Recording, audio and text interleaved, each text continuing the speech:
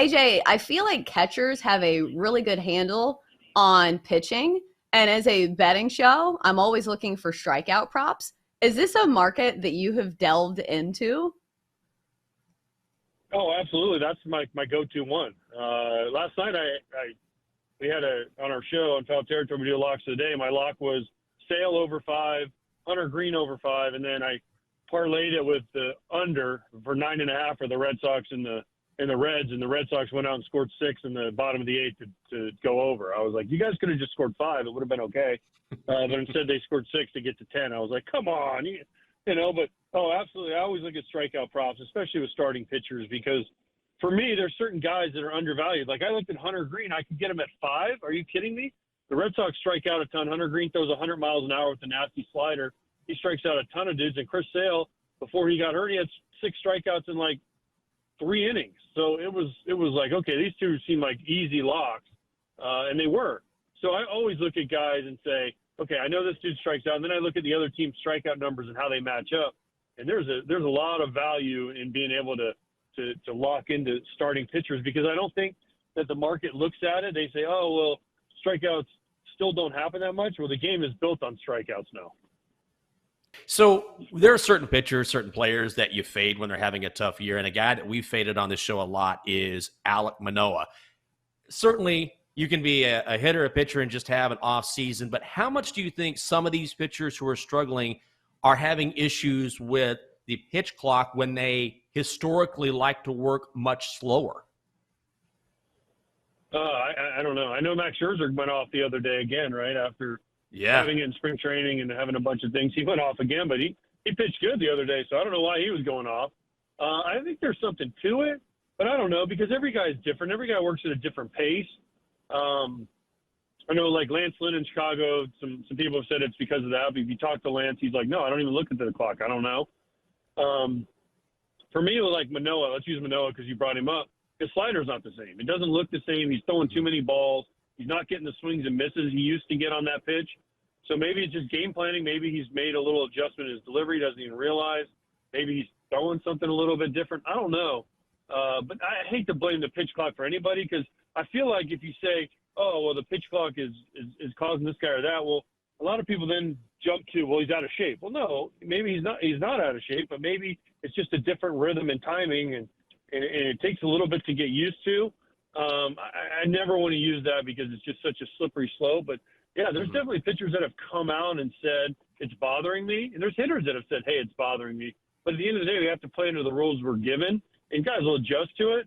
It just seems like, man, Alek Manoah is so good for the last couple of years. What has happened? I feel like it's low-hanging fruit to hate on Joe Mazzulla, but I just can't get behind it. Well, it's also a big market team, a team that feels like they don't have a ton of patience when it comes to losing. And also the amount of head coaches that are out in the ether now. And I know some of them have been hired, like Nick Nurse, I feel like was a good hire for the Sixers. But that also goes into the equation, because my first question is when people want their head coach fired or their quarterback taken out of his respective position, it's like, who else are you going to get? And I feel like there's a lot of good head coaches out there right now in the NBA. So maybe some of them have been hired, but I am really surprised that Joe Mazzulla retains his job in Boston, because of not only because he's young, but also because it's a big market team that I felt like they needed an established name that they wanted at the front of their organization. I think what always got me when listening to the post-game pressers in that series against the Heat, when the Heat would lose a game and they would ask Eric Spoelstra what happened, he would say, well, we've got to shoot better. We got to tighten up our defense. We'll get back at it. We'll be fine. And then when the Celtics lost, they would ask Joe Mazzulla what happened, and he'd say, I don't know. I'm not sure. I'll figure it out along the way. Who knows? And just a bad week. Remember he said that? We've just had a bad week, guys. Had a bad week. I don't know. Maybe I'm reading too much into that. And maybe it's because he's 34. Imagine if you're 34 years old and you're the head coach of an NBA team. That blows my mind. And we see young head coaches in college football, sometimes pro football, but just being that young and having that sort of authority over a pro sports team is something that I can't fathom. Also, wouldn't you think that maybe the reason they're retaining him is because they think he has potential? Because one would think that the expectations were probably a little bit lower for him. And that's where I go back and forth, because you'd think the expectations for the head coach of a team like the Celtics, a team with such history and a team with a fan base that's not exactly patient, that it wouldn't matter as much. But clearly they see something in him. I guess my only issue is, and you make an interesting point when you say, well, maybe he has potential. And you're probably right about that. Brad Stevens knows a hell of a lot more about basketball than I do. I think my problem is the Celtics are built to win now, right now. It's not like this is a young team and they can grow together. So my worry, if I'm a Celtics fan, is that, look, we've got two of the best players in the NBA. We have one of the best teams in the NBA. Went to the NBA Finals just 2 years ago. We're built to win right now. We don't have time to wait on Joe Mazzulla to turn 38 and for him to mature as an NBA head coach. Do you think this has a place in betting, or do you just think it makes it a little less volatile? I do. I think let me think of an obvious situation here, an obvious player. Justin Tucker is the perfect example, right? He's the ultimate threat when it comes to being able to kick field goals. So if you're talking about a tight game and you're talking about a guy who can knock it through the uprights as well as anyone in NFL history, then certainly that's something I consider in my handicap, where I say, or you look at teams that are very good at causing fumbles, whatever. It doesn't necessarily fit under the special teams umbrella. But yes, if there are teams in very close games, little things like that can make a difference. I would say if you're talking about a larger spread, it's not that big of a deal. But for me, all things being equal, if you're talking about a tight spread, couple points, special teams can make a difference. And that's when I would factor it in. Right. It's just really hard to kind of quantify it, especially when it's just the kickoffs. Because yes, Justin Tucker's a big difference, but I don't think this necessarily affects him. I guess maybe in getting the ball back, it would be very, very far, like the stretch, I feel like. You mentioned Jimmy Butler. He had 13 points last night. Doesn't he have to show out? Doesn't he have to have a monster game after monster game after monster game like we've seen during the postseason for the Heat to have a chance here?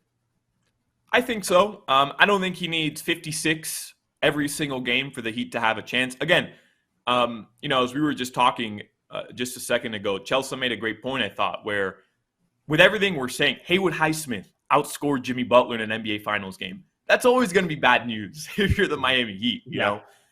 So with all that being said, Jimmy only had 14 field goal attempts, only had 13 points, didn't get to the free throw line, and your three best shooters and arguably your three best role players outside of Gabe Vincent, who ended up with 19 last night, just could not hit the ocean.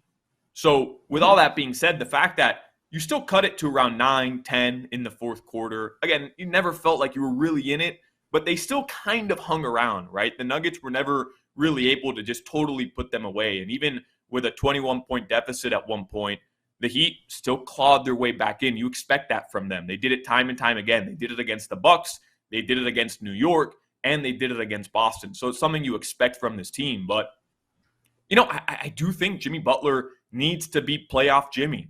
Right? If the Heat are going to have a chance in this series, and I don't think it needs to look how it did against Milwaukee in that Game 4 or even in that Game 5. I think it comes from his overall production on the floor. He has to be the Heat's best player on both ends. And that's, being able to get his teammates involved, penetrating every single time down the floor, finding the open man.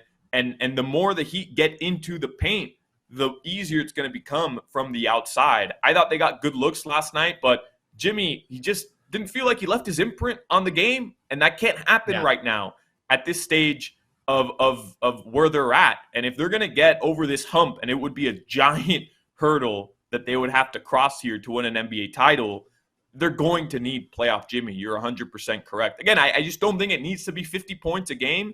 I would love that. I'm sure the Heat team would love that as well. But it just has to come from his overall, impact on every single possession.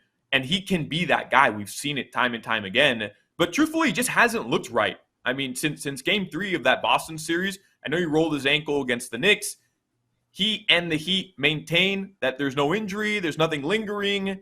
I don't believe it, because those 3 losses in the Boston series, he just didn't look like himself. And then in Game 7, he kind of left it all out there on the court. He ended up with a really nice scoring output, but he just doesn't look like the same guy we saw in that first round. And I wonder, if that ankle's still bothering him, if there's some other injury that's kind of holding him down a little bit. Started off really hot. First 5 points for the Heat, knocked down a jumper in Jokic's face, then hit a 3-point in Aaron Gordon's face. And then after that, you never saw him take over the game. So I was a bit surprised at his lack of production last night as well. The game kind of just got away from them, and Jimmy Butler was never there to play hero. And that's something I think the Heat have fallen back on a couple times this postseason.